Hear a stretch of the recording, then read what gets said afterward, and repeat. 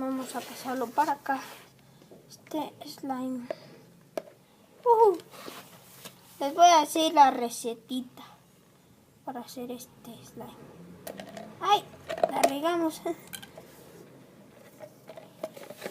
Bueno, primero necesitamos jabón. ¿Cuál?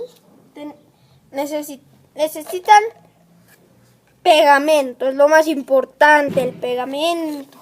No importa de cuál sea, lo importante es que sea pegamento. Un trastecito. Y a ese pegamento le vamos a echar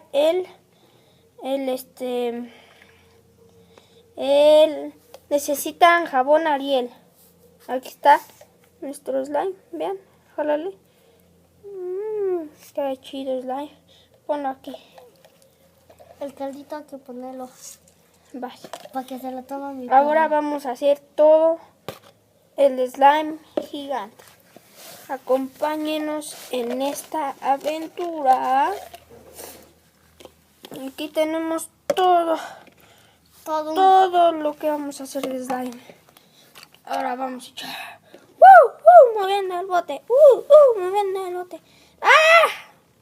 Miren cuántos slime vamos a tener. Bueno, lo que necesitamos. Todo esto es slime. ¿Le echamos? Aquí está. Espérate. Bien, ahí está. Ahora Tom, le vas a echar, yo te voy a decir hasta cuánto. Ahí, ya.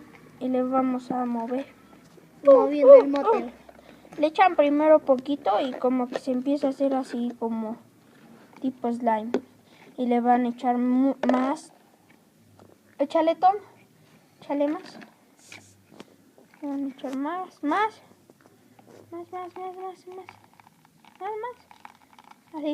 Así. Moviendo el bote. Y el jabón que usamos es Ariel. Ya se está haciendo nuestro slime. Vean nuestro slime.